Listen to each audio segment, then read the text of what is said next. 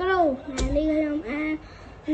ក៏ស្មាប្រៃខ្លះមានឆ្នោតក្នុងខ្លះអីចឹងស្មាប្រៃខ្លះមានរោមមុខដូតតោអីចឹងស្មាប្រៃខ្លះមានរោម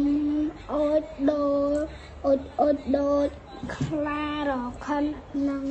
ខ្លារខិនប្រៃអីចឹងស្មាប្រៃខ្លះពូកែឡើងដើមឈើបំផុតដូចខ្លារខិនដែលមានសម្បុកដូចពពនិងស្មាខ្លារខិនដែលមានសម្បុកដូចពបុកអីចឹងស្មាប្រៃខ្លះរស់នៅកន្លែងខ្ពស់នៅលើភ្នំដូចខ្លារខិនព្រិលនិងខ្លាថា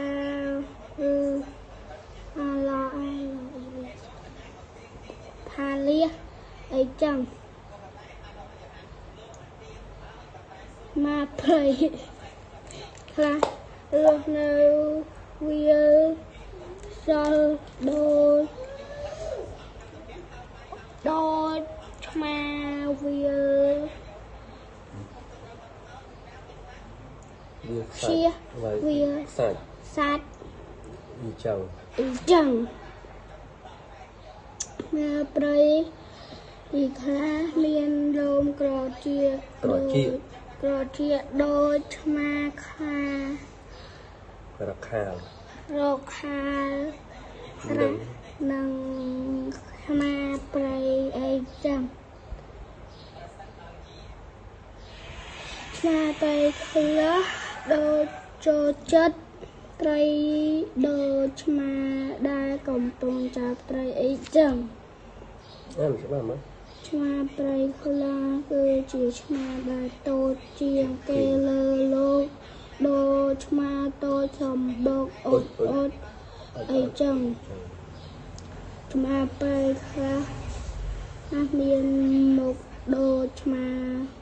ស្រុកដូចឆ្មាសម្បុរព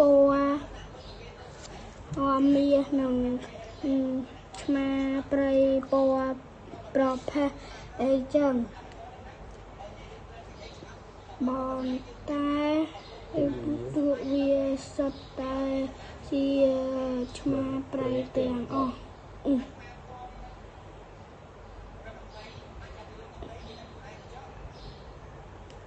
ចប់